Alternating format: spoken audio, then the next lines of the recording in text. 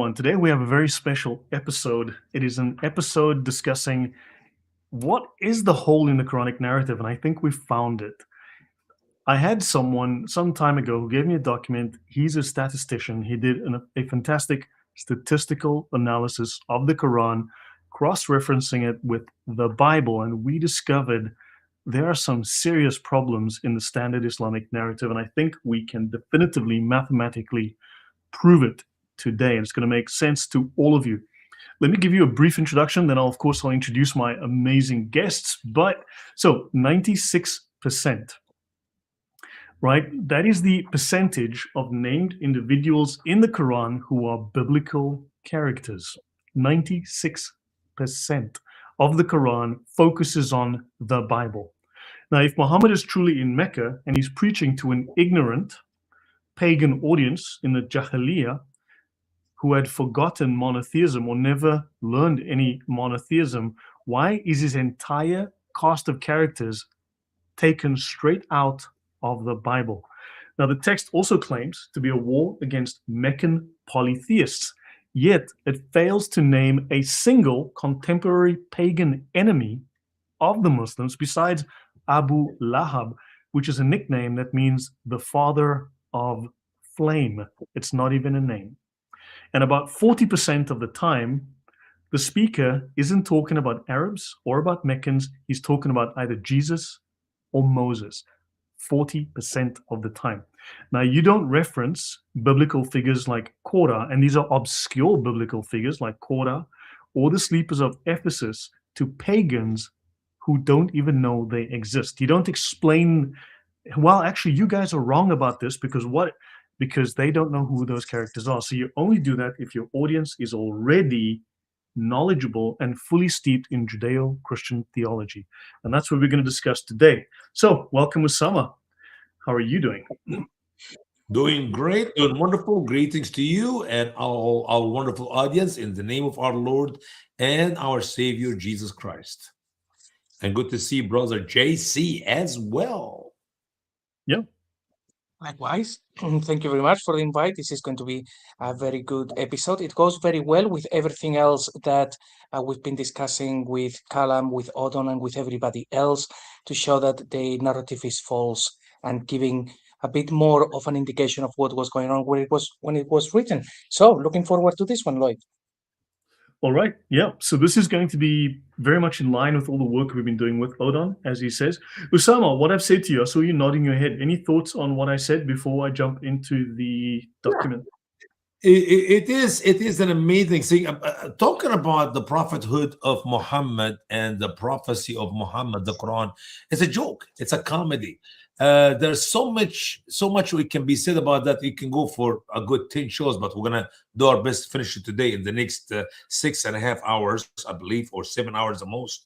And then we're gonna go to bed because we have to wake up in the morning tomorrow, you know. But seriously, Muhammad is telling us in the Quran, for every nation, Allah sent a prophet. That itself is a problem. Why? Because we got many nations: the Chinese, the Africans, the Asians, the European, the North and South America. These are nations who did not have any prophets.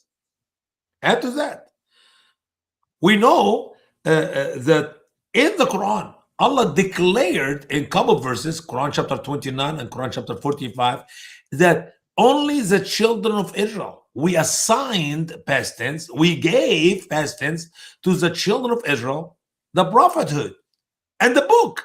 So, and I could not see out of this Bible, holding my hand, any other prophet anywhere in the world except the Jews. So now we talk about the prophecy or the book of Muhammad, the Quran, and you give me this number, 96 of it.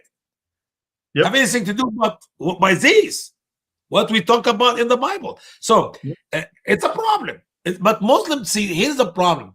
The biggest problem is not the problem of Islam or the falsehood of the Quran or the falsehood of Muhammad teaching. The biggest problem is the empty head of the Muslims who believe in the Quran. Have the Muslims studied and learned and asked questions like you do in every broadcast we have done in the last 2 years, whatever time we spent together? Muslims will say goodbye to Allah, goodbye to Muhammad, goodbye to Islam, because there's nothing there. as we're going to see today in our broadcast, Lord is willing. Yep. So this opens up with The Religion of the Quranic Pagans, God and the Lesser Deities by Patricia Crone from the Institute for Advanced Study at Princeton. And this was published by Brill. And they speak here on page 169, idols. The Quran has many stories of idols, but they relate to the biblical past. So the idol references relate to the Bible. And they say here, above all, Abraham. So they speak of Abraham and his historical or biblical encounters with idols. It doesn't speak of the pagans of Mecca. It speaks of Abraham above all, right? And then, of course, it speaks here of... Brother Lloyd, yeah, if you don't mind, there is no problem for me for Muhammad to talk about Abraham and the idols of Babel. Okay? By the way, the Bible did not go in details about it like Muhammad did in the Quran.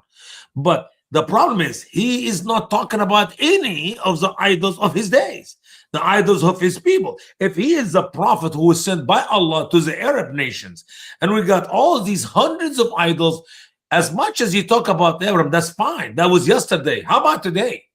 How about your people whom Allah sent you to? Why don't you talk about them? That is my question.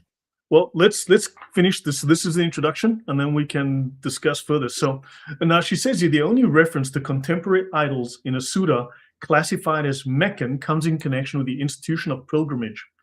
In 22:30, lawful to your cattle except those mentioned to you as exceptions, but shun the impurity of idols. Al-Rihsa min al-Awtani. Here, as is so often, she says, it is unclear what the book has in mind, but the context suggests that what is being forbidden is a type of food. So is this really an idol reference? And then she goes on, the sum total of references to idols in non-biblical contexts in the Quran. One would not guess from this that the Kaaba is supposed to house a deity called Hubal, that 360 idols are supposed to have surrounded it, that every house in Mecca reputedly had its own idol, that one of the Prophet's opponents was an idol maker. So there's a lack of detail. So there's a huge discrepancy between historical tradition, that's the Quranic tradition or the Islamic tradition, and internal Quranic content. The text was addressed explicitly to a biblically literate monotheistic audience, not a pagan one. Yeah. JC, any thoughts before we continue? Yeah, just briefly, something I had not actually noticed until now when you were reading this from Patricia Crone is we are doing these shows with Odon saying and Kalam, there is no Mecca, there was no Mecca, and so on. And the story of Islam says that, there were so many idols, but that's clearly not the case. First, you actually need a city, and then the people who are going to travel there, maybe you can create their costumes. So if idols ever made it to Mecca, first you need to have the city. So we're talking 8th century onwards. At that point is when they can start putting idols if they want there to attract people from different religions, but certainly not in the 7th century. So I think it's possible that pagans ended up going to Mecca, but that would have been way after Islam once they hear that there is this great pilgrimage place, but certainly not during the time of Muhammad. All right. So we have the standard Islamic narrative, right? Muhammad preached in Mecca to a primarily pagan audience, a polytheistic audience, right? Who are distinct from Jews and Christians. That's the standard narrative. Now, the speaker in the Quran wants to convert these ignorant idolaters in the Jahiliyyah to a restored Abrahamic monotheism. He wants to correct corrupted scriptures passed down by Jews and Christians. So a couple of questions. Does the internal data of the Quran corroborate a pagan audience? And two, if the audience is pagan, why is all of the data in the Quran 96% biblical? So yeah, good questions. Good two questions. And I'm sorry to tell you, the answer is no. No and no. That's not what the message of the Quran. I read the Quran, I studied the Hadith. I mean, even if it's not in the Quran, maybe you think Muhammad will address these issues in his own talk outside the Quran in the Hadith. No, he never talked about these idols. the 360. I mean, all what we have heard actually in schools in Egypt, that when Muhammad came back to Mecca after the migration to Yathrib, which he took by the edge of the sword and make it Medina, the city of Muhammad, is he destroyed all these idols. What are their names? I mean, why he left it there for 13 years while claiming to be a prophet? I mean, think about it. Muhammad went to the Hajj and the Umrah. He went and visited Mecca, and he fulfilled his duty with the black stone, with the Kaaba, as an Abrahamic follower, the true, correct one on the Abrahamic faith. But he ignored all these hundreds of gods which were inside the same place. Think of Gideon in the Bible. What did Gideon do? Just ignored the gods which the people worshiping, or he break them and destroys them. Yeah. He destroyed them. Well, if Muhammad is let's say, if Muhammad is an equal prophet to Gideon, we don't even believe Gideon is a prophet. Okay, Gideon was not a prophet. He was just a godly man who's led by God to judge over the children of Israel and freeze them from the idolatry and the worship of idols. But if Muhammad is just equal to Gideon, at least do what Gideon did. Destroying all these gods. But no, he was there between the age of 40 to 53 and he did nothing about it. He did not bother to say hello to everybody going in and out worshiping these gods. And then when he came back, he destroyed them. So what did he destroy? We do not know. Why he destroyed them? We do not know. Can you give me some details about it? We'll talk about that. Yeah, no, there's a discrepancy. So remember, the text in the Quran assumes that the audience is already intimately familiar with complex biblical theology, with obscure biblical theology. So let's have a look at the data. We'll start with the statistics, right? This is our introduction to the statistics. Remember, do remember to like, share, and subscribe, right? And share this to people to annoy them too, because let's annoy the Muslims, because I think they've earned it given their farcical stories. Right, so the data of a prophet. Now, this is the reference to people's names in the Quran as a percentage of all references. So this here is the Old Testament. This blue wedge here, that is the Old Testament and the New Testament. Now, non-biblical individuals, this is Arabs, Greeks, etc., make up at most 4% of the names in the Quran. The whole balance, 96% of the names, right, the biblical characters, are all from the Bible. This is the New Testament, and this segment here is the Old Testament. So the quantitative statistical evidence shows us that 96% of names of named individuals are biblical characters, right? Showing that the speaker is almost exclusively oriented towards stories and figures from the Bible. He's not talking to a polytheistic audience. So the remaining individuals in the Quran are only 7 non-biblical characters. 7 in the entire book are non-biblical. That would be Muhammad, Zayd, Abu Lahab, Luqman, Alexander the Great, Dhul Qarnayn, and the prophets Hud and Salih. And we'll look into them. Now, even Hud and Salih possess very strong linguistic. Why did he leave? Why did he leave Shaib? Is Shuaib also in there? Yes, no, it's not here. He's the first Arab prophet, because you have Hud, Salih, and Shaib. These are the 3 Arab prophets. So we maybe just need to send a note to a little bit corrections there or something, you know. Okay, then we'll correct it. Yeah, as I said, I got the document from someone some time ago. So, okay, yeah, but he's not presenting it. I mean, he didn't want to come on for whatever the reasons were at the time. Okay, so then fine. So that's 8. Okay, but that still doesn't change the 4% figure. It's still the same. Right? Now, Hud and Salih possess very strong linguistic and genealogical links to the biblical figures Eber, Judah, and Shelah. Now, this is a very narrow list, and it shows that the Quranic pagan opposition is basically entirely anonymous. And this contradicts the very high density of named pagan enemies found in accounts in the Bible, like Joshua and Paul. I'll skip ahead quickly, and I'll just show you. So, for instance, if we go to someone like Paul, here you go. Actually, I'll go right to the end. Let me just go right to the end. Have a look here. Paul has 42% pagans, 58% known Jewish and Christian figures. Joshua, right? Let's look at Jeremiah, the percentage spread in Jeremiah. Let's look at Moses. And now you come to the story of Muhammad in the Quran, and you've got almost nobody. in relative terms. Right. So any thought on that before I continue? I not only I have a problem that he did not mention names of idols in his days, he gave us many of the names out of the Bible, Old and New Testament, wrong names.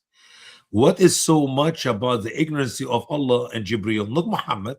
Muhammad was Muslim claim is illiterate. I don't believe he was illiterate. We can talk about that another time. But why Muhammad did not give me any names right?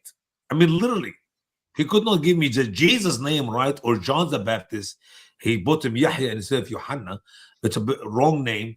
But even the Old Testament, he did not give us too many right names. And in many cases, he just mentions their numbers. He did not mention their names. I mean, think about it. Jacob have 12 sons. So Muslim believes that he have 12 sons. What are their names? We do not know. Muhammad never mentioned except Joseph and his brother. As is his brother name is his brother. You know, what is so hard for Allah to give me some right name about even this 96% of the names mentioned So, from Old Testament, New Testament? Yeah, makes no sense. So that matches the point I made earlier. The Quran assumes that people know the Bible very well. It assumes they already have the knowledge of the Bible, and the Quran doesn't tell the biblical stories. It simply alludes to them. It makes a reference to them. It doesn't tell them.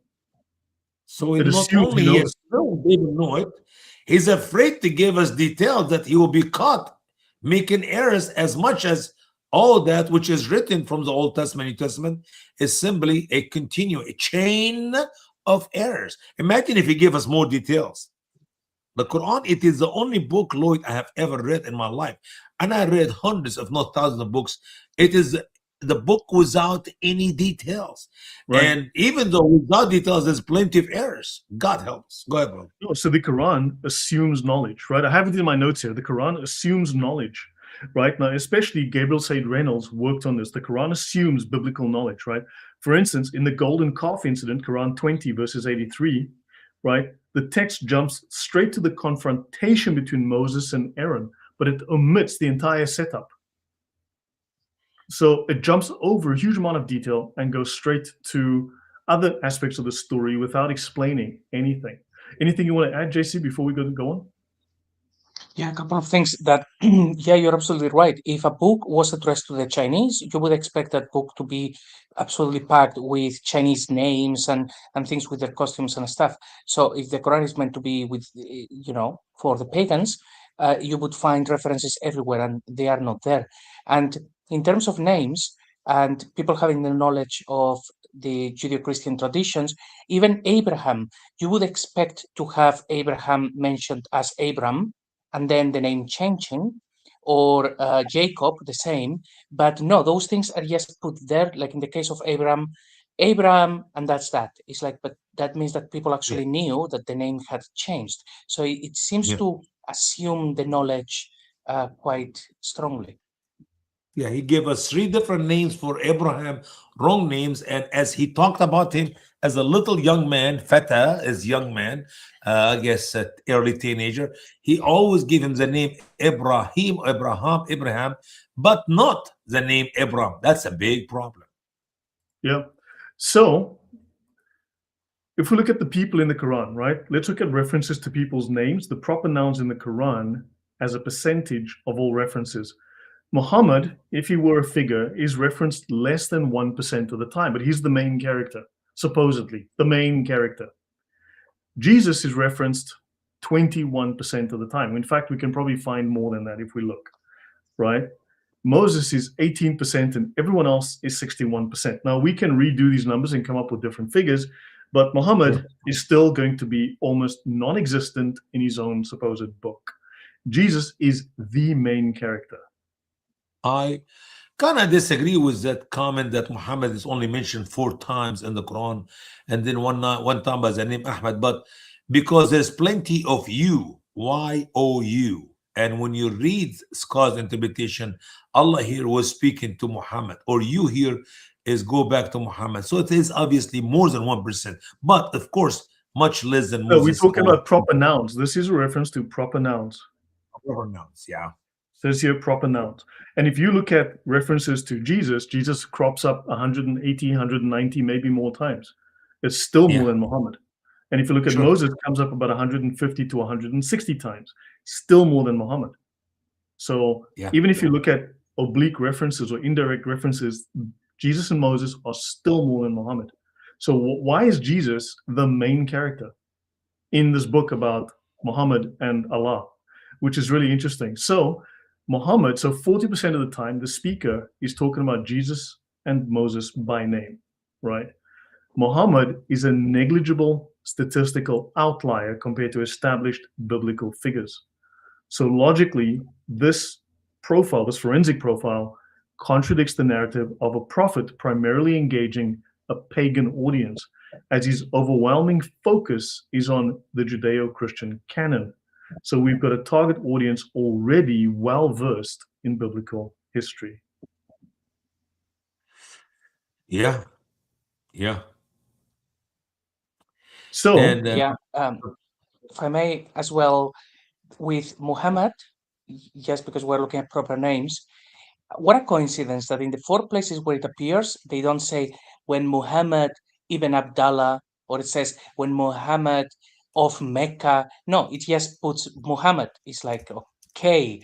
So in most of the cases, you can actually create some form of lineage, even if you have from Jesus, son of Miriam, or Moses and Aaron, and these sort of things. When it comes to Muhammad, he's in isolation, no names of parents, the city nearby, nothing. It's just Muhammad, and don't ask any questions about it.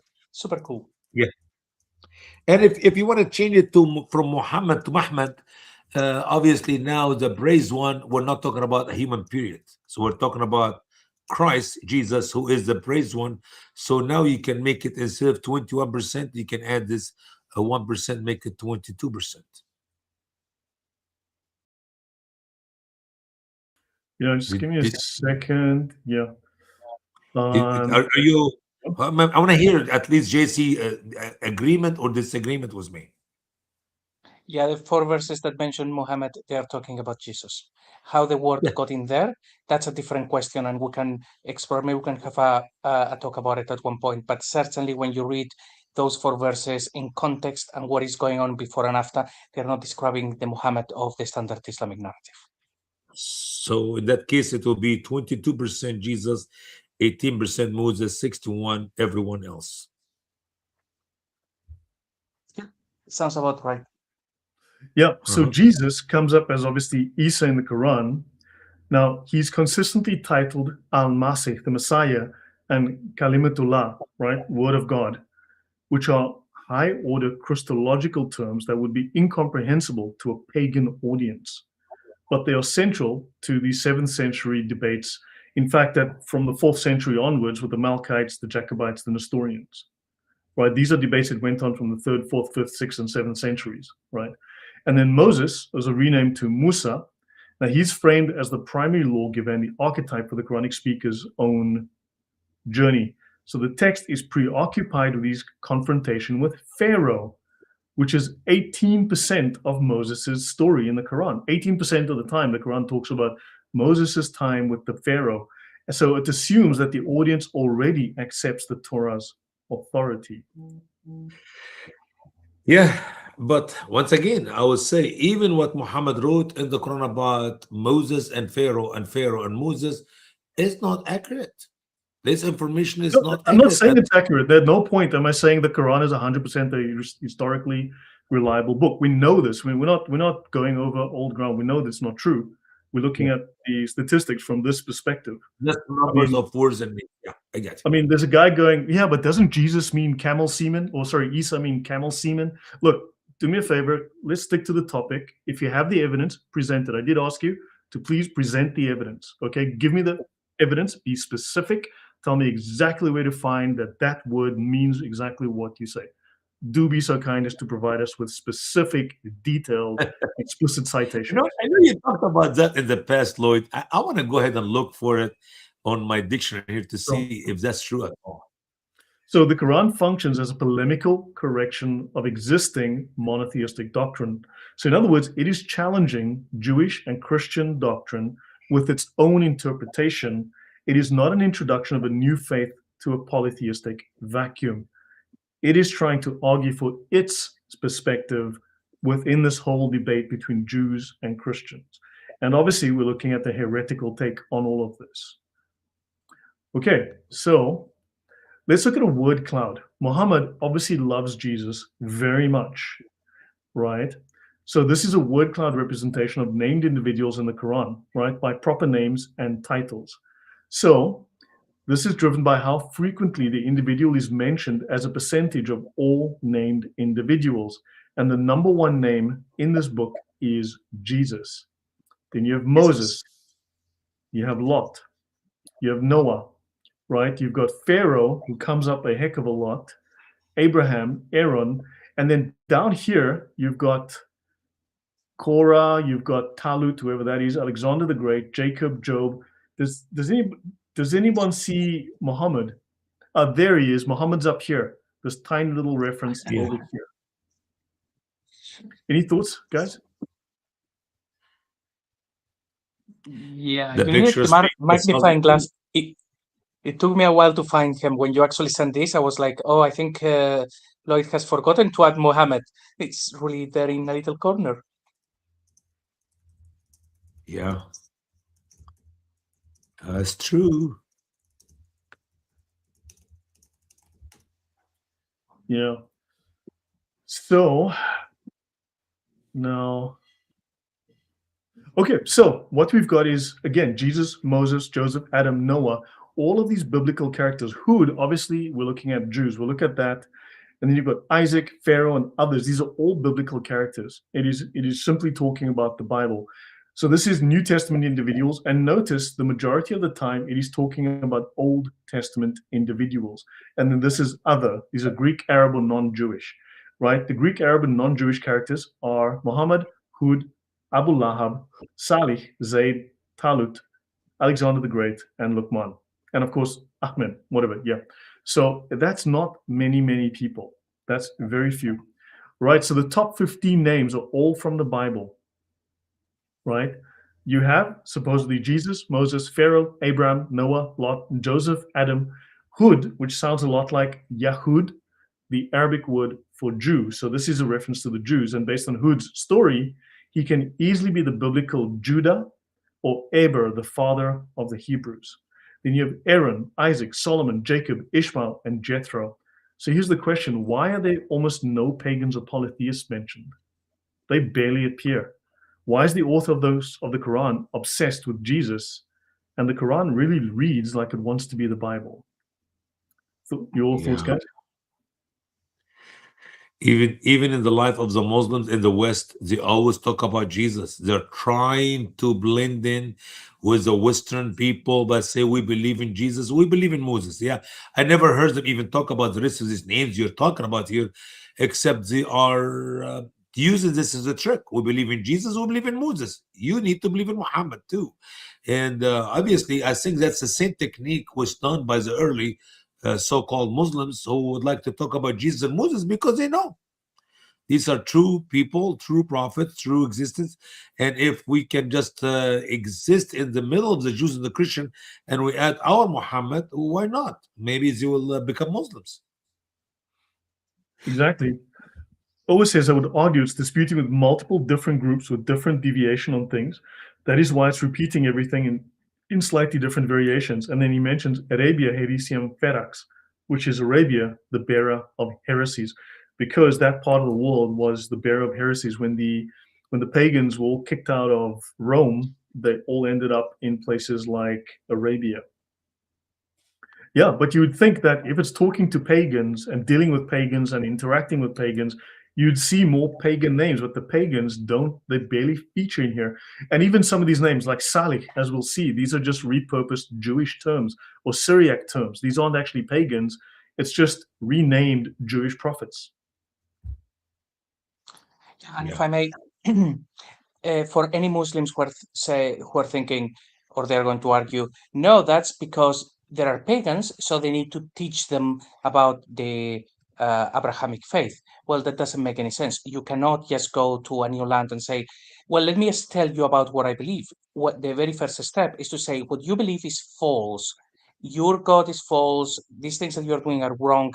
And then you have to establish what they have to believe next. So just if anyone actually is thinking, no, this is just how they teach the pagans, that doesn't make any sense. The pagans had to be addressed. This word cloud is showing us who the audience was. Yeah. Elchanet, some apologetics. Yeah, go on, Sama. That was a case of a true prophet, but Muhammad he never done that. He actually praised everybody, include the three gods of Christ, Lat, Uzza, and Manat, because he wanted people to accept him and just add him to the list of whatever gods they are worshiping, which is a satanic verse, which is gone. It's no longer in the Quran. That's why you could not find these names, Lat, Uzza, Manat, to be one of the gods which you are supposed to be mentioned. Right. And of course, they don't only rename Jesus, they're obviously renaming all these prophets. We look at that too. Now, what the Quran seems to do is it linguistically masks all of the Hebrew patriarchs, right? It rebrands the biblical lineage, right? So this basically within the Quran, you've got a total historical vacuum where contemporary pagan enemies and allies should be. The Bible has a wonderful balance between talking about its contemporary environment and within its historical context. The Quran has a complete vacuum, nothing, emptiness. So the only biblical characters referenced in the Quran, okay, we're looking at Hud, right? As per the standard Islamic narrative, he is not the biblical Eber or Judah, but it is such a vague character. But it does seem to be just Eber or Judah, okay, or refer a reference to Jews. It doesn't seem to be a person, it's a group that is somehow being personified. Then Salih, we'll look at this one in detail later. Shelah, father of Eber in Genesis 11:14, or Shelah, son of Judah, Genesis 38:2-5. In the Quran, he's mentioned as following after Hud, right? Then you have Muhammad 4 times, maybe 5 times mentioned by name. Alexander the Great as Dhul Qarnayn. Then you have Abu Lahab. So as per the standard Islamic narrative, he's a Meccan Quraysh leader who opposes Muhammad. He's the only person from the enemies of Islam referenced by name. Yet his name means the father of flame. This could well be a reference to the Zoroastrians, the Persians, who are obviously followers of the god of, well, their symbol was the flame. But Muslims believe Abu Lahab was the uncle of Muhammad, who did not believe in him. Right. Yeah. Then Zayd, is he the first Muslim, or who's the first Muslim? That's a question that still no one has quite answered yet, because that gets very confusing. What do you mean by listen? First it's a mystery in Islam. The word first mean a lot. So if you mean first, well, this is not the first, but there are plenty of other first. Yep. So is Zayd the first Muslim? So he appears to be the only member of the believers that is mentioned, but it's a very vague references. As always, another very vague reference. And then Luqman, as per the standard narrative, is a wise man after whom Surah 31 is named. Who is Luqman? Yeah. Well, who knows? Let's continue. Yeah. Don't forget, Zayd is Muhammad's son in adoption, whom he ended his relationship with him as adopted son, as Allah ended adoption completely, calls them by the real father's names. If not, they are your brother, just because Muhammad fell in love, or we can say fell in lust with his wife, who is supposed to be the daughter-in-law. Okay, so Salih, right? Yeah, say JC. And also Muhammad's niece, according to the narrative. Sorry. Yeah, this got too much Epstein vibes here. Let's, Jews. So let's look at Salih. Is this Shelah from Genesis 38:5? Okay, so we're looking at a hostile linguistic takeover. So they're trying to take names, rewrite the characters to suit themselves. So the term Salih, this is the Arabic Salih here, but it's actually Western Syriac. All right, it's actually Western Syriac, and it's very similar to the Arabic. Okay, and Salih, if you look here, this is the term Shelah. Shelah. right? It's a proper noun, right? And it's distinguished from Silas, which is in Acts.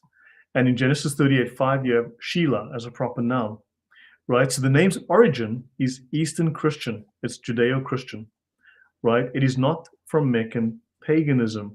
It's a proper noun that is transferred from the biblical canon into the Quran, right? Wow. So now it's actually two things. One, it's a person, right? Patriarchal lineage of the Jews.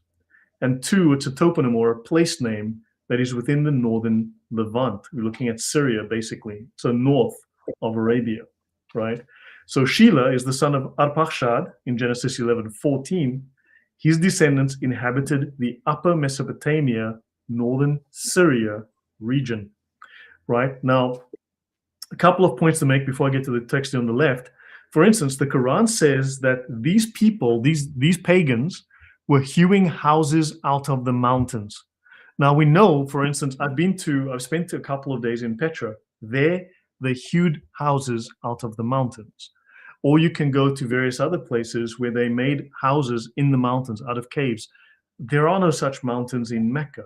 What mountains did they hew houses out of? Right? They speak of springs and gardens in the Quran. In Mecca, where? When? Right? They speak of agriculture and olive oil, right? Palm trees. Palm trees require 180 liters of water per tree every day. This is physically impossible. Olives do not grow in the 7th century Hijaz climate, right? I've been around Mecca. I've been around that city. I've traveled in that. I've been to Taif. I've spent days there. So your thoughts on this so far, Osama? It doesn't make too much difference to Muhammad where he put the olive tree. He actually put it on the top of Mount Sinai, which is a granite land. I mean, you could not plant any seed about any tree, about any grass on the top of Mount Sinai. It's solid granite. But somehow Muhammad put the olive trees up there. It's just, Muhammad did not have logic of what he's talking about, if there was a Muhammad we're talking about. But obviously, these are very good thought, man. I wish Muslim will watch this broadcast. We should share that broadcast along with the Muslims just to get them to think. Do you know, yesterday I got mass reported and I got my YouTube broadcast shut down? MashaAllah. Yeah, we were doing really well, and then boom, suddenly the stream just died. We were still streaming to X and to Rumble, but YouTube just like, obviously I got mass reported. So yeah, everyone's a problem. The devil is doing a good number. Yeah. So now the Quran uses these high order Christological names like Al-Nasi and Kalimatullah, right? Word of God. So this means you're talking about a biblically familiar audience. Now, so I had a look at the word at the Mecca and the Muslims, okay? So I just added some notes here. I did this. So a survey of over 120 contemporary Byzantine, Sasanian, which is Persian, and Syriac and Armenian documents from 620 to 700 AD reveals the following. There are 0 mentions of Mecca. None. So despite detailed accounts of Arab conquest by eyewitnesses like Thomas the Presbyter from AD 634 and Sabaeus in the 660s, the city of Mecca is never named, right? The Saraceni, if you look at them, the Saracens, contemporary chronicles refer to the invaders as Tayaye from the Syriac, or Saracens in Greek, or Ishmaelites, but never as Quraysh. And we know that the word Quraysh comes from the Persian, the Sassanid Empire, from Cyrus, Kuroshi, right? That's simply a rebranding of the word Kuroshi for Cyrus, who was like a messiah to the Jews, right? Who restored, the restorer. And they simply just borrowed that name. Actually, sorry? In Arabic, we call him Qurash. Al-Malik Qurash, King Qurash. King Qurash, yeah. And in fact, but the Persians call him Kuroshi. That's where you get Quraysh. Kurosh, but his name is Kurosh, yeah, but they also called him Kuroshi. So Qureshi, Kurosh, Quresh, clearly borrowed from Cyrus. So, and he, of course, is a biblical character revered in the Old Testament, right? And the Chronicle of 741, which is written over a century after Muhammad, gives us the first external mention of Mecca, but it places Mecca in Mesopotamia between Ur and Haran, not in the Hijaz.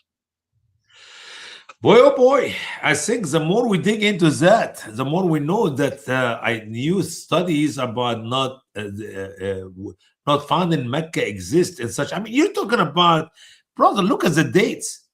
The dates you pick is a perfect time to talk about Mecca, to talk about Muhammad, to talk about this. I mean, 620 to 700. If that is the time for somebody to write some truths about that prophet and that big movement and the invasion of the Saudi Arabia Peninsula and the move into North Africa, it's such a time. But you should think about hundreds of times, but even thousands of times, people in such time will be talking about Mecca and Muhammad, but they don't. As a problem. Yeah, correct. JC, any thoughts?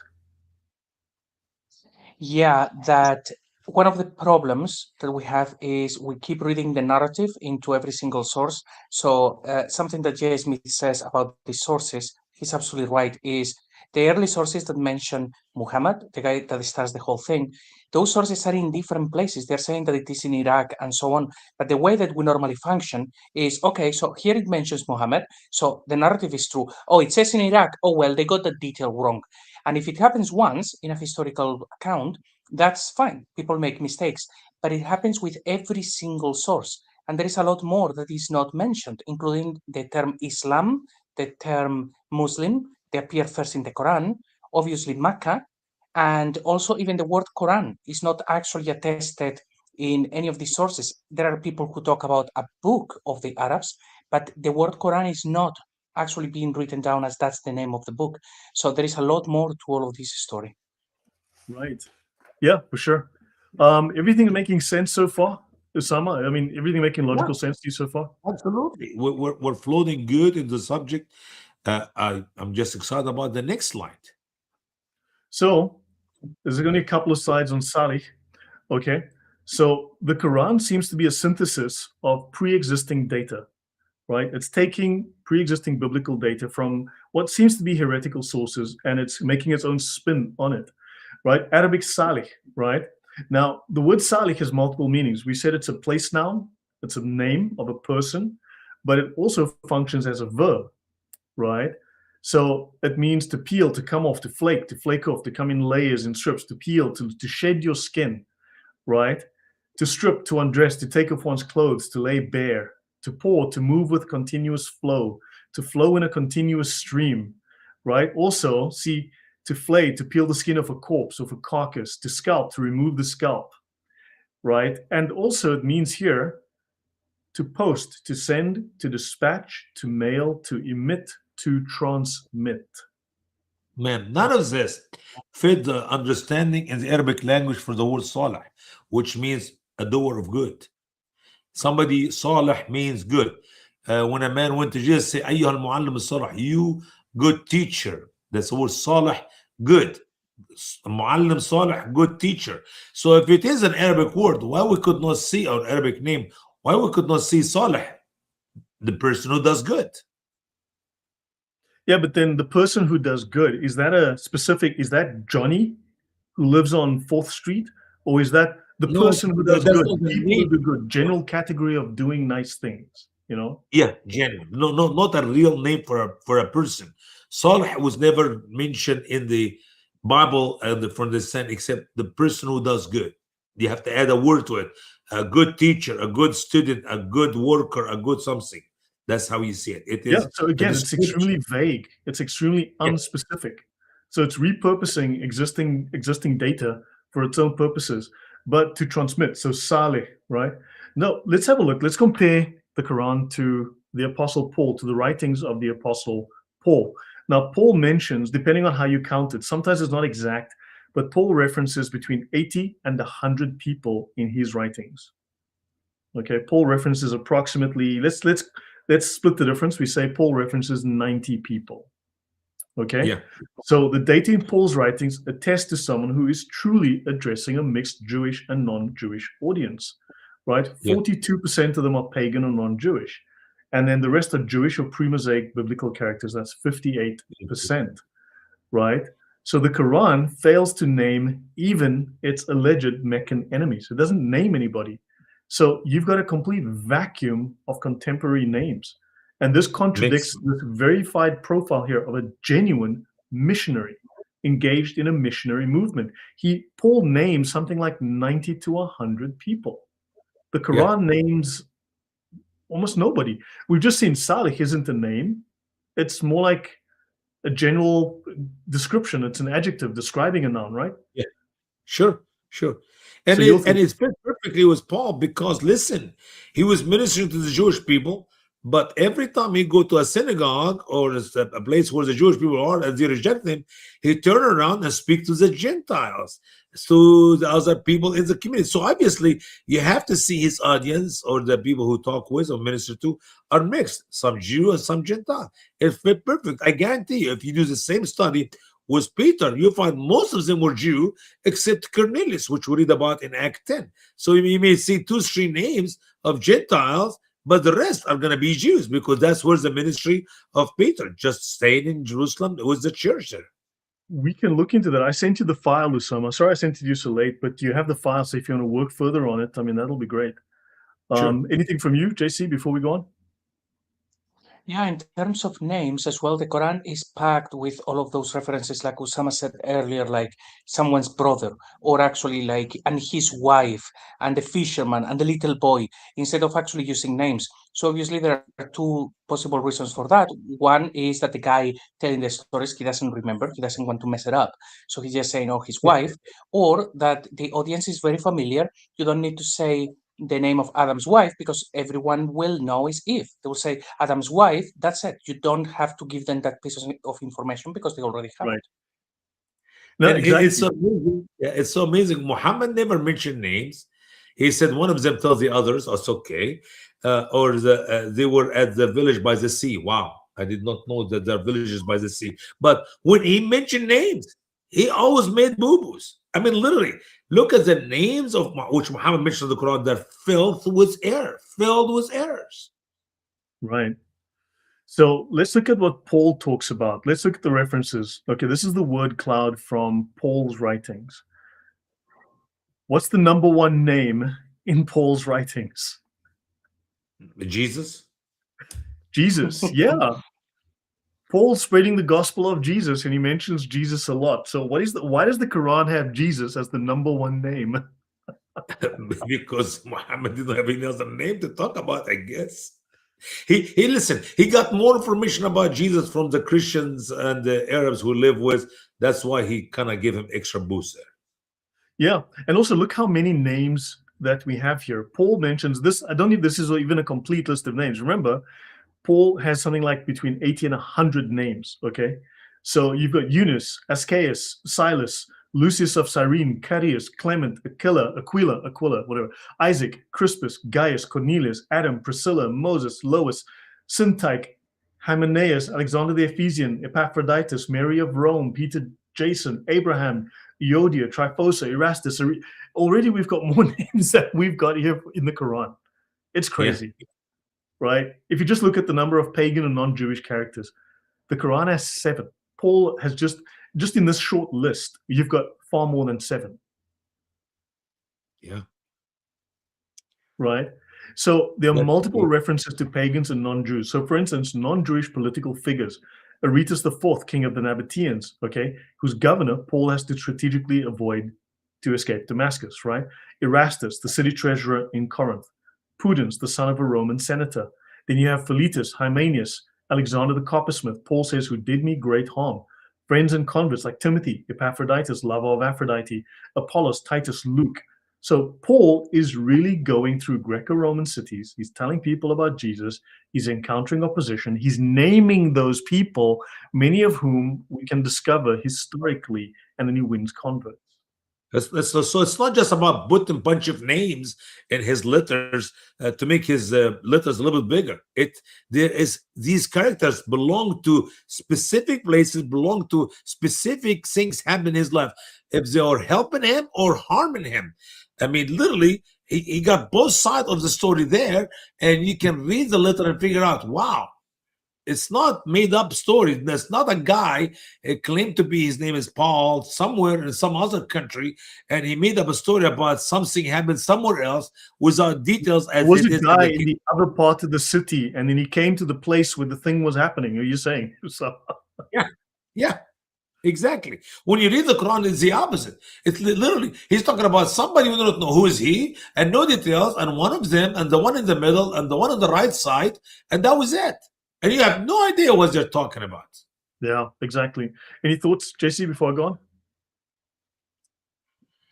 No, it's actually very clear, and it's exactly what we would expect to see from a story where it is addressing particular types of people with their needs. And actually, something that is always mentioned a lot with Paul is that he uses that in order to explain the stuff to them. He meets them where they are at. But when we get to the Quran, the only references are like the three daughters of Allah, and they are definitely not there. We will get to that. But yeah, everything is making perfect sense. The Quran had nothing to do with pagans. Yeah. Okay. So I do not know Amir, if go are on, you going to please. talk about any of the other Arab prophets, or just Saleh? And that was it. Dude, that was the only one, just as a reference. All right, We can let me get this comment out, if you don't mind, before I forget, because Yeah. I'm waiting on you. But that's okay. Here Okay. we go. If Muhammad is the only Arab prophet, that means Salih and Shaib and what's the other what idiot name is Salih, Shaib, and Hud. These are made up. If they are Arabs, then we have a problem that we have 4 Arab prophets. The problem is, for all the years of my life, I grew up to believe that there is only one prophet to the Arab world and then to the whole world by the name Muhammad. But then I was surprised to find these other prophets who are Arabs, and now you tell me that they're not Arabs. I don't know. Are you helping the Muslims who believe there's only one prophet by the name Muhammad? What happened to their writings? What happened to their message? Well, we don't know. Well, where's the history? like Where did they grow up? Where are their homes? Where are they from? I mean, think about Abraham. He have all his suhaf, all his books, all of his writing. What happened to the suhaf of Abraham?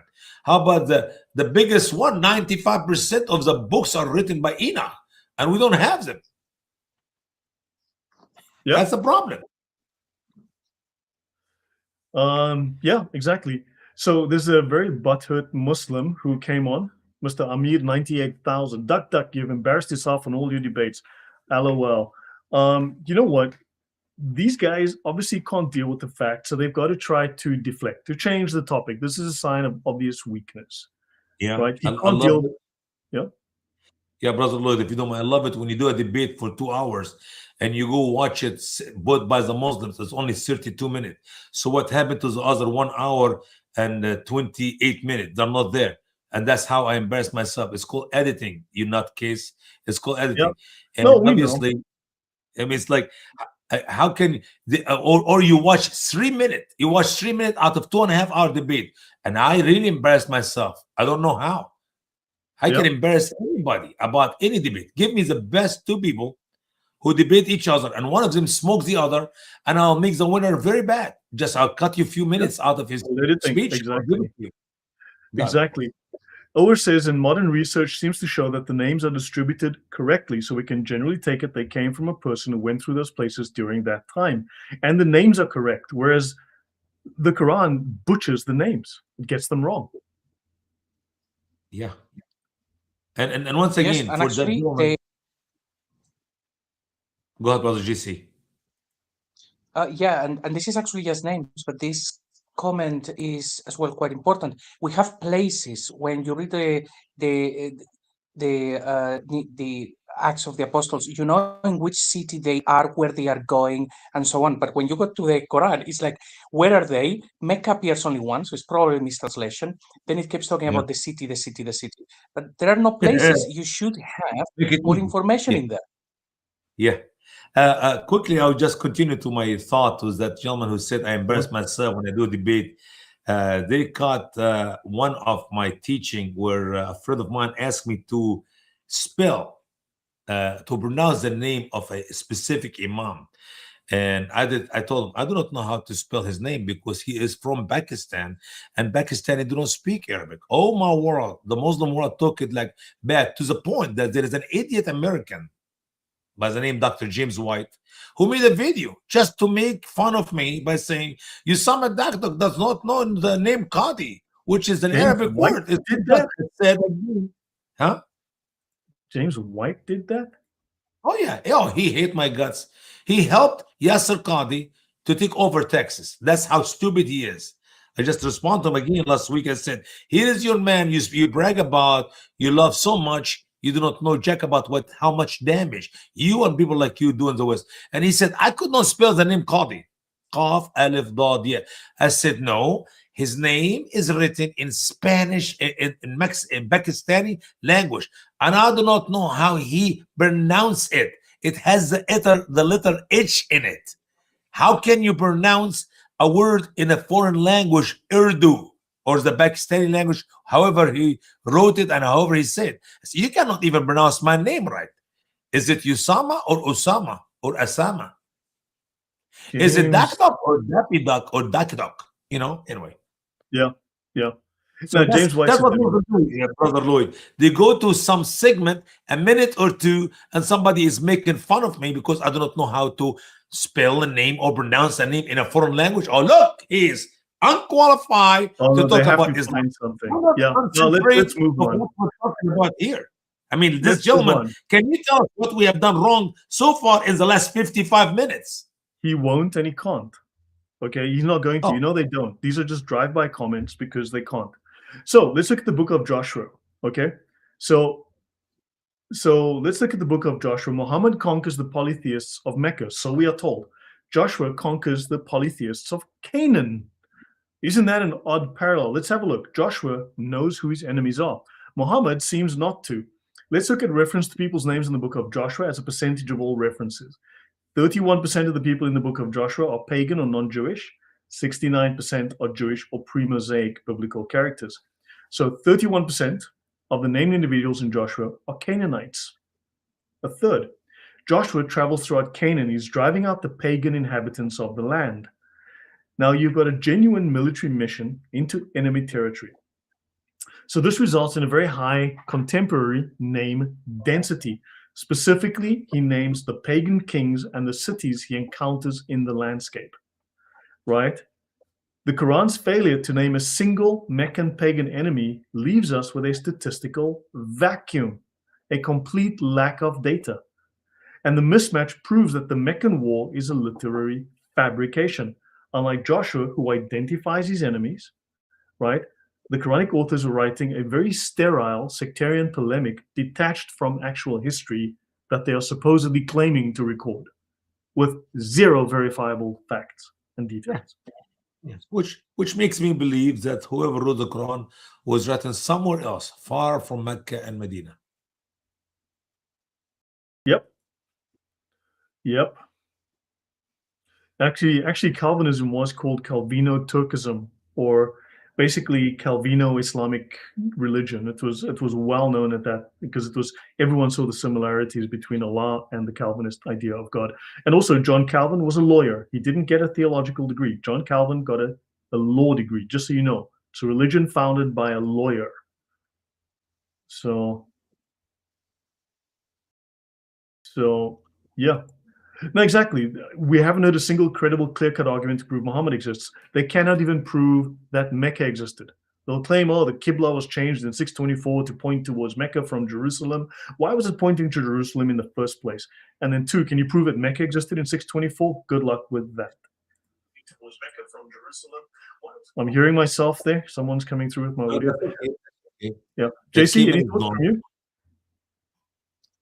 Yeah, I was muted, so the sound was not coming from my end. But yeah, everything that you said is just what it is. This is yes, they cannot actually prove these things. So normally is they try to just change the topic. Don't talk about Islam. When we're putting these things out there is because they have been programmed to not do this research. So we are cursed by Allah by having to do this work for them. And it's like, no, there is no Muhammad. If he was in the book, think about it. In the traditions, he's described as a guy who thinks that he is the last of the prophets, the most important person ever. And then you go to the book 4 times, no names of the parents in the book, no names of the Sahaba, only Zayd, which you can debunk easily.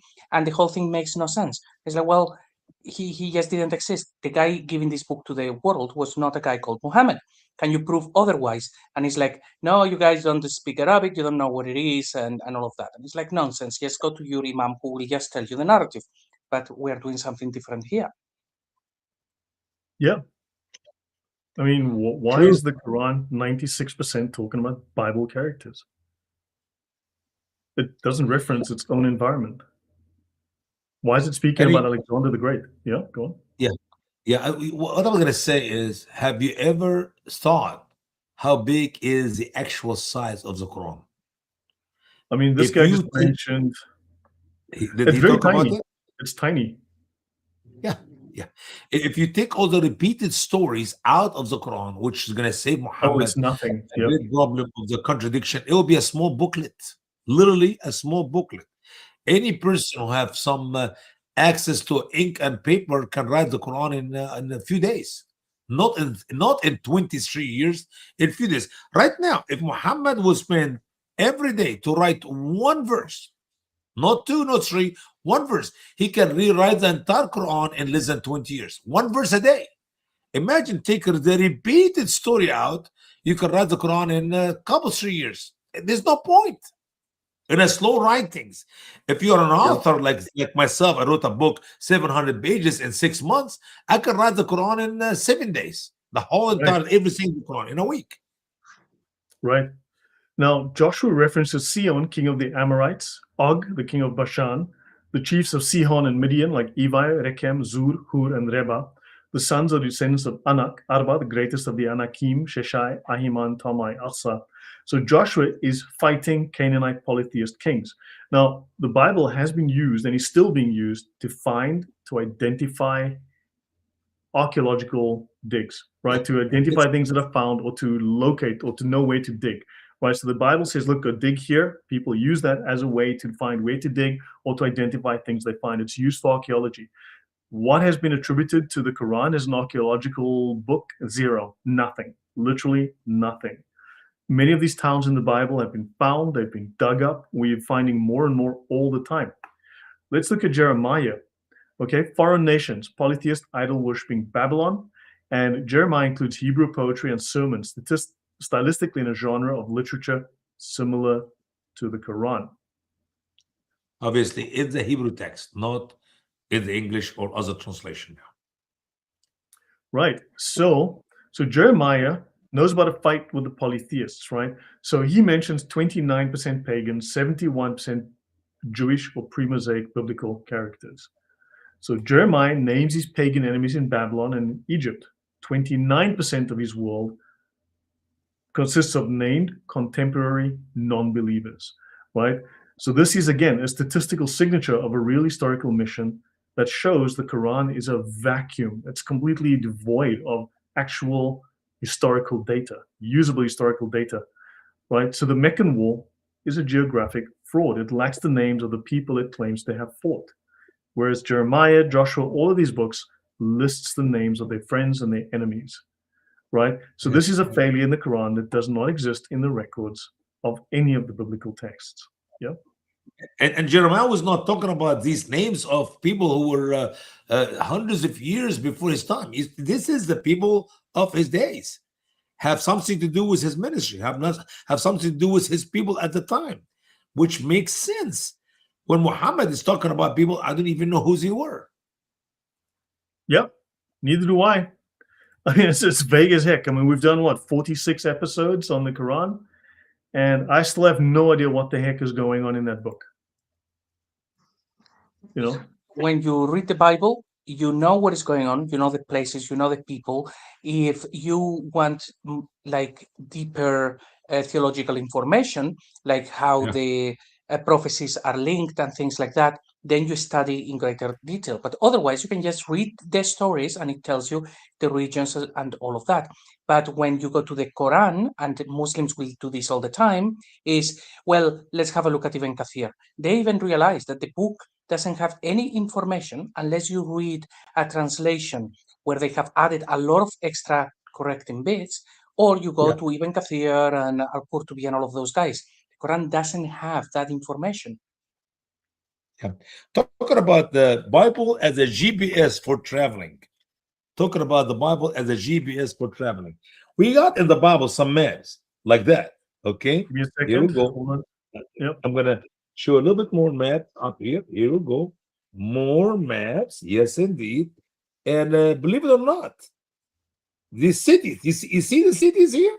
You see the city in Israel? Can you imagine? I actually have to study in seminary in the Old Testament survey and the New Testament survey these cities at the location. Except in my test, my professor give me a white piece of paper and ask me to put in it, for example, one of the tests, draw me the trips which the Apostle Paul took in his ministry. So now you have to open the entire Bible of all the letters and you put it on a map. Start from Jerusalem and you make Paul trip all the way to Turkey. Now, no, the whole, and you put the city on it. Or you can open the map of Israel if you do Old Testament survey, and the professor give you a piece of paper and say, okay, put on it the cities, the location of the Old Testament, old names and new names, because some of these names has changed. Some are still the same. Jerusalem is still Jerusalem, but some of the cities has changed. And boy, that was a hard test. I took geography class in Egypt in my school, but not like in seminary. Why? Because you have to put all these names of all these cities on the white piece of paper in the right spot. Sometimes the teacher feel good for you. He put you the Mediterranean Sea, and he put you the Red Sea, and the Jordan River, and the Sea of Galilee in the top, and the Dead Sea in the bottom, and fill all the missing of whatever he asked. That is a quiz. You give that quiz to Allah, to Jibreel, to Muhammad, well, good luck. They have a big F. I got A's in these classes, but Allah, Jibreel, and Muhammad will get a big fat F because they don't know. They even know where is anything ever take place. Yeah. Amazing. I mean, we know, I've covered this before in the past, but Paul did multiple missionary journeys, and we've got the routes, we've got the cities, we've got the durations, and they all match historically. So we've got names of places that he visited, he walked, he took ships, and so on. He didn't fly on a donkey, though. He didn't fly on a donkey. We did But not. we It have was a ship, and the ship have a wreck, and the wreck was in the island, and we know exactly where it happened. It's not like a made-up story, Lloyd. We know exactly where Paul went, what happened where. Yep. So let's look at Joshua's word cloud. Okay. Who do we see in Joshua's word cloud? We have Jeremiah, the prophet Jeremiah. Sure. We have a whole host of like Baruch, Nebuchadnezzar, and Right. of course, yeah. and then you've got Nebuchadnezzar, very well known, the Nebuchadnezzar. Pharaoh, Necho, right? You've got Rechab, you've got Ishmael, son of Nethaniah, right? So you've got a number of well-known names, I guess, from the Old Testament. So you've got a Sure. very clear list of names, right, which are historically correct for the time, right? Geographically correct, linguistically correct. But the Quran will say, well, there was a guy from the town of the goats, and he came and he stood on the left of the crowd, but on the other side of the city, right? Because he came on a different day than they came, and you're like, huh? MashaAllah, MashaAllah. That's too much knowledge from the Quran, man. You just need to shake your head, say dumb for dumbers. That's exactly what it is. Dumb for dumbers. So we've got Odin what is this? Odin the German the German shepherd who thinks he's smart. Good grief.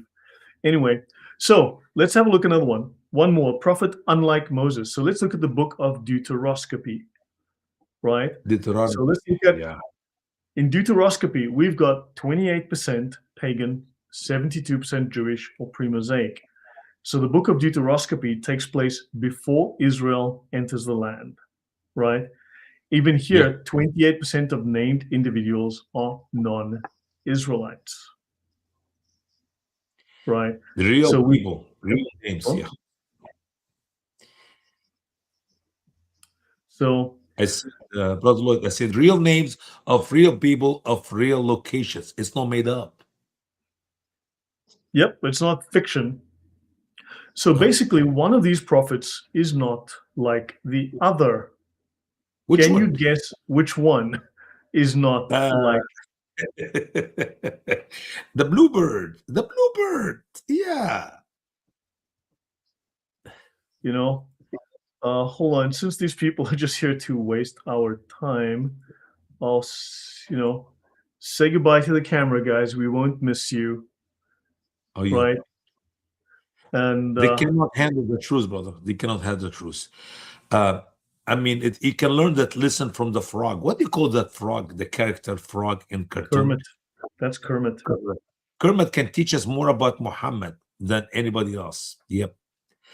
Yep. So let's have a look at the comparison here. Paul, Joshua, Jeremiah, Moses, right? The books of the Bible. These are consistent across the Old and the New Testament.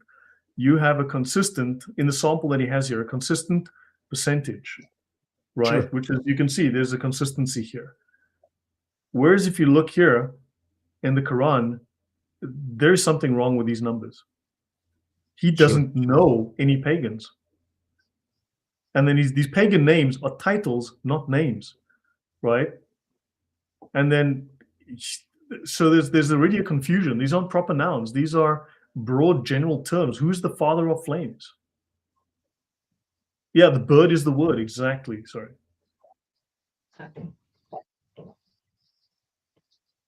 Yeah. Any thoughts, guys?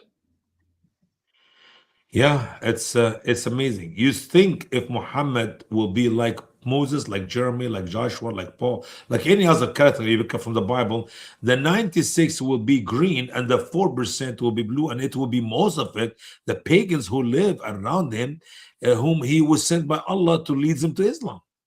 Yeah. You know what? This fool came on, Al-Murd 77. They are willfully deaf, dumb, and blind, so they will never return to the right path.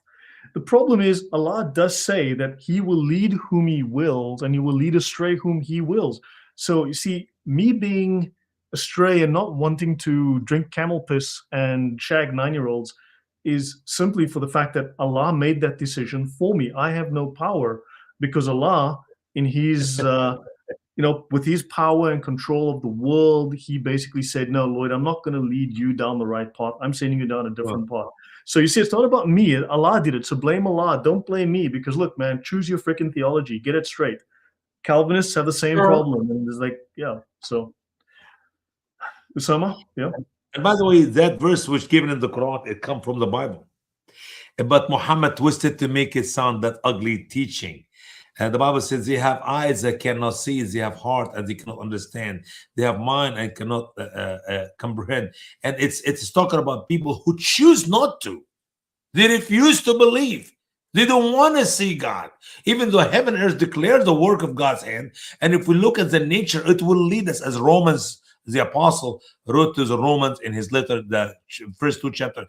You mean God declared himself in everything, but they choose to look at the creation and reject the creator to believe in anything else. But in the Quran, the problem is it is Allah who made me not to see, who made me not to believe, who made me not to understand. That is a problem. And these Muslims come along and blame me for that. Like, hello? Allah said you will lead you astray, or you will believe in his deception, believing that Jesus died on the cross and rose again, when in reality, Jesus did not die on the cross. But Allah made it look like that. And by the way, in reality, in the scholars were writing, yes, he did die. 3 hours, 6 hours, 7 hours. God help us. Well, it's amazing. We could actually address that comment if you like, about the right path, the Sharia. If you like, very quickly, we can actually just go to the Quran and see what it says and see how it tells a very different story. But we can do it after we're finished with the slides. Yeah, and I've got some notes to add as well. I'll add a few notes at the end, but yeah, go on. Okay, well, okay, let me finish this and then we'll do that. Yeah. Okay, so where are all the references to the polytheists? The speaker in the Quran assumes that his audience knows way too much about the Bible. He's not addressing a pagan audience. He's clearly debating the Bible, right? And butchering it as he goes, right? And then, of course, Quran 2:144. Good grief. Oh, what a coincidence. Indeed, we see you turning your face towards heaven. O Prophet was inserted there. Now we will make you turn towards a direction that will please you. Quran 2:144, Surah Al-Baqarah. So in Islam's beginning, all the mosques faced Jerusalem because it was talking to a Jewish and Christian audience, right? The Hijaz is a much later political invention that is moving the center of power away from the established Levantine landscape to create a whole new myth. And the sacred geography of the Hijaz is retroactively forced onto a movement that originally lived in the Northern Levant. There is literally no mention of any city named Mecca in any contemporary 7th century trade document, tax record, or map from the Byzantine, Persian, or Ethiopian empires. And Yemeni centers, however, oddly, Yemeni centers like Sana'a, Marib, and Najran appear in trade, administrative, and historical contexts tied to Sabaean and Himyarite networks. We do see these names. We don't find Mecca. We don't find Medina. Your thoughts, Osama, before I go on? You're right on the money. Right on Yeah. the money. JC? Yeah, absolutely spot on. Yeah, I mean, so there's some serious problems. JC, before I go on, do you want to mention your thing? Just to go to Quran 2, and then I'll go to my notes and my findings from after this. Well, yeah, would you like to pull up a couple of verses from the Yeah, I Quran? guess we That's can in do Surah 45. 45. I'm gonna go and there. verses 16 to 18. Here and 16 to 18. I got it in the Arabic language in front of me. لقد أتينا بني إسرائيل الكتاب والحكم والنبوة ورزقناهم من الطيبات وفضلناهم على العالمين وآتيناهم بينات من الأمر فما اختلفوا إلا من بعد ما جاءهم العلم بغيا بينهم إن ربك يقضي بينهم يوم القيامة فيما كانوا فيه يختلفون ثم جعلناك على الشريعة من الأمر فاتبعها ولا تتبع أهواء الذين لا يعلمون. What about these 3 verses? Well, these 3 verses are, of course, exegeted as it's all about Muhammad, but we have just seen that he's not there. It's all to do with Christology and so on. When we read these verses in a neutral manner, the meaning is very clear. So the first one is saying that they gave to the children of Israel, and that is the Jews, they were given scripture, judgment, and prophethood. So this establishes the thing. He gave That the is what Jews the the Jews prophethood. No one else. He gave the Jews the prophethood. Yeah, it's past tense, by the way. Then- Ataina is gave, it's done deal. And notice, by that, he prefers them. فضلناهم على العالمين. We prefer, they are the best of the whole world. Even Muhammad and the Arab, yes. Otherwise, I don't know why he favors them. He favors them to not favors them later. Anyway, that's 16. Yeah. Yeah, so that's what they get. So the children of Israel, the Jews, they get that. Then we go to the next verse, and it says that they did not differ until something happened. Now, if you're reading this in a neutral manner, it's like, okay, so the Jews are happy with their scripture, prophethood, and judgment. And then something happens. It shouldn't take a genius to join the dots and say, okay, so what happened is the coming of Jesus. That's the reason that they differed. That would be the reading this in a neutral manner. Yeah. And then the very next verse, you say, the one thing, brother, the one thing you're talking about, من بعد ما جاءهم العلم, after they came, the knowledge came to them. Or you can say the truth came to them, which is obviously can be interpreted easily, makes sense until Jesus came in, because until Jesus' days, they were only Jewish people. And then after Jesus, they became Jews and Christians. Go ahead. yep. Mhm. So exactly. So there are the Jews with that stuff, and they are happy. And then knowledge comes to them. So something comes to them, to the Jews specifically, and then they differed. And when we go to the next verse, it says, and then we put you on the correct path. So if you read this in a neutral manner, it's all about Jesus. Why would Muhammad be there addressing the children of Israel when the Christians actually came, say, after, because of Jesus? It's jumping one prophet, one revelation, and so on. So this has to go from the Jews being happy and then differing over knowledge coming to them, Jesus, and then you are put on that path, which is the new covenant. But all of this is exegeted, creating a whole different story about Muhammad. Even in that one that you have there, Sahih International, see how he adds, and we put you, oh Muhammad, it's like he's not in the verse. Yeah. Then we let me read that verse from my translation here, verse 18 of Quran chapter 45. Then we made you follow the law concerning the affair, so follow it, and do not follow the desire of those who had not who do not know the affair. I mean, even that verse is ambiguous. What laws? I mean, if I take it a little bit literally, ثم جعلناك, so we made you على شريعة, on a law من الأمر, from the affair. Which affair? What law? So follow it. and do not follow Based on those who do not know. It's just, brother. and based on Um, everything that we it, have seen from Laudate, if the two people that are mentioned the most are Jesus and Moses, what would be these things? So it's supposed to be very clear. Moses, that is for the children of Israel, and then what happens is the next guy, and it's all about Jesus. So when somebody like this comments and says, "Oh, you need to follow the right path," and it's like, actually, you are kind of right about that. But this book originally was selling the Bible. It was not selling the Quran that appears hundreds of years later. yeah, listen to the Al-Tabari interpretation to the last portion of this verse. So do not follow those who do not know. So Allah is telling Muhammad, do not follow those who are calling you among the ignorance of Allah, that those who do not know the truth from the vanity, so that you will work with it, so that you will be destroyed. I mean, what kind of God is that to speak to the best messenger, the best prophet, say, oh, by the way, do not follow what they're calling to you. They are ignorant. They do not know. Because if you follow what they're calling you, you will be destroyed. And what is that? Why would we never say or read anything like that about any true biblical prophet in the Bible? Can you show me a verse like that written anywhere in the Old Testament or the New Testament concerning the true godly men whom God sent before Muhammad? Why only Muhammad? Allah speaks to him like speaking to a little baby. Oh, don't put your finger in the plug on the wall. It have electricity. It will shock you. It will kill you, Muhammad. Yeah. So a couple of findings. I've got some notes that I'll mention, and just to add to the presentation I gave. But the sin definition for certain words, right? If we apply the same process to various words, right? If the audience is 96% biblical and they are biblically literate, then the standard Islamic narrative for 4 terms becomes impossible, right? Like Ummiyun, right? The illiterate, right? So the sin claims that Muhammad was illiterate and he preached to illiterates.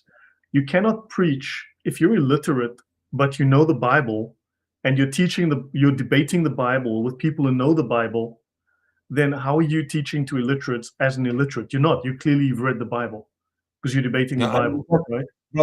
Brother Lloyd, I have a problem. In my translation, never translate the word ummi to me illiterate, but ummi, No, exactly. it means Gentile. It's Gentiles, not exactly. No, nothing makes sense. You cannot tell me all the people who live, or you have to convince me that all the people who live in Arabia could not read and write. That's in the very next sentence. Ummiyun doesn't mean illiterate. It means Gentiles, the nations. So the text is addressing the Gentile monotheists, distinct from the Jews or the Al-Yahud. The word Furqan, supposedly the criterion, right?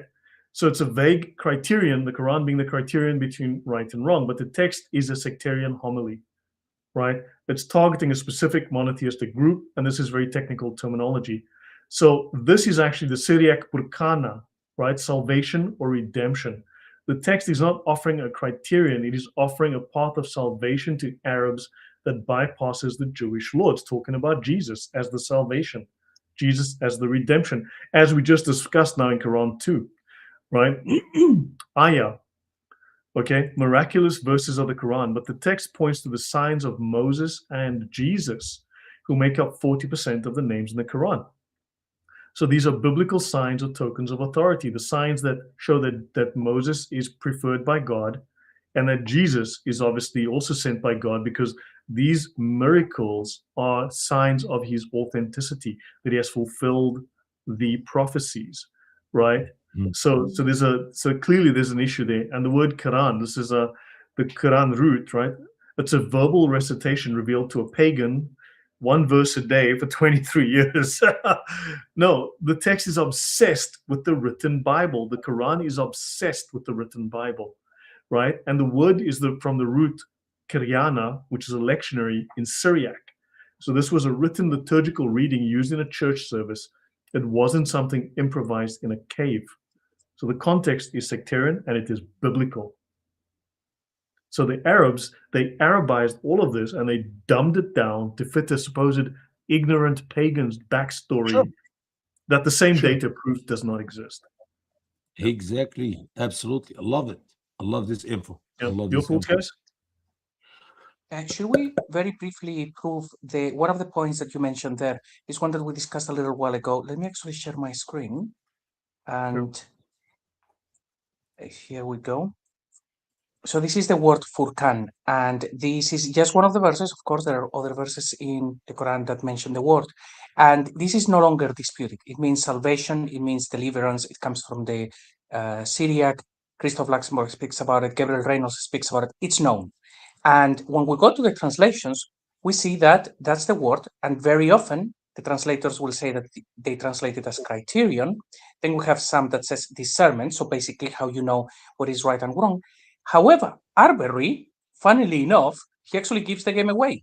And even in his translation, he translates this as, and we gave Moses the book, the kitab, and the salvation. So even according to their own translators, we have this one here where they have messed up a little bit. So Furqan does not mean criterion. The salvation. Furqan, yeah. Mm-hmm. Sadly, when I translated the Quran, there's so many words. I did this. You have to remember, guys. I did that 17 years ago, and I have so many words. I have no idea what I was looking for. Yeah, but since you met me, you've become much more inspired. All the evidence, everything you've learned has improved your knowledge. So now you know now you're doing so much better. So obviously, I put it here. It's what's Quran chapter 2. Sorry, go on. What is the chapter and the verse for that word? 253? 253, yeah. By the way, you know the mushrikun that supposedly the Quran is talking to, just from my notes, the mushrikun of the polytheists supposedly mentioned in the Quran left exactly 0 physical trace in the archaeological record of the 7th century. Literally not a trace. Why? Because they didn't exist. So either we're looking at what did exist was, not the mushrikun, or they just made it all up. So either we're looking at something that already existed, that we know existed, or they made it up. So there's no such mushrikun historically, archaeologically. Go on, Osama. I am done. Very good. Okay. I love the show today. It was very good. And man, we're on time because 1:30 I have to leave to go live in another broadcast with Worldview Weekend. But we got another 2 minutes. Yep. Okay, yeah. So all of these words are Syriac loan words. These words all come out of the Syriac, as we've covered already in the past. And then, for instance, supposedly the audience is pagan or polytheist, but it's 96% biblical names. How can it be a pagan audience, right? Then Arabia was full of idols, right? But there are 0 pagan inscriptions in the 7th century Hijaz. Only monotheistic, right? The Quran supposedly taught new stories, right? But the Quran relies on people already knowing the Bible because it references the Bible in all of those stories, or it references Gnostic or mythical stories, right? And then, of course, it's supposed to be an Arabic language revelation, but no, it's mostly Syriac. 55% of the language of the Quran, the religious language, is Syriac. So it's Aramaic. So yeah, it cannot be. So last word to you and last word to JC. Last word is this. Very simple. This is very simple. I hope and I pray that our dear Muslim friends will go back. Those who join us a little bit later, or those who really are seeking the truth, watch this broadcast one more time. It's an hour and a half. It's not a lifetime. An hour and a half. Go back and listen. And guess what? Investigate. Investigate the information, the facts we shared with you on this broadcast. If it's wrong, it's awesome. When you see us coming back next time, say you were wrong there, you're wrong here. Just don't insult us in an empty void air. No. You were wrong about that verse or that this information or that this knowledge because it's actually this or that with proof. Don't speak from your head. Don't make it a general talk. And if what we have shared is true, hey, dig deep, learn more. Don't be like the fool of the Muslims who have been living as Muslims all their life, father, grandfather, great-grandfather, and they have never thought to question, simply because Allah taught them not to question. Maybe it's time for everybody, investigate. If we're wrong, prove us wrong. If we're right, continue, follow us. Just give me evidence Mecca existed in the 7th century, the 6th century. Exactly. JC, last word to you. Yeah, a great show, Lloyd. There is a lot of very good information, and it really helps us understand everything that we've been discussing even better. It does look like the Quran has one origin story, And then the Islamic narrative has a different story, origin story, and the goal is to make sure that we don't know where the Quran came from. But we're going to keep digging until we will get there. But yeah, it's been a phenomenal show, and it's been great talking with you both and everyone watching as well. It's been a great show. So thank you all, and God bless you all. Awesome. Thanks, guys. So yeah, thanks everyone for being here today for the great conversation. Sorry, trolls, if we hurt your feelings. But I'm sure you guys will get over it and learn nothing. You and hurt my go on to be feelings all troubled the further. time, and I never complain. You know? Yep. So guys, so thank you very much, everyone. God bless. And please do like, share, subscribe, tell people about this. And for those who do support the channel, thank you very much. I do appreciate that. Take care, guys. God bless.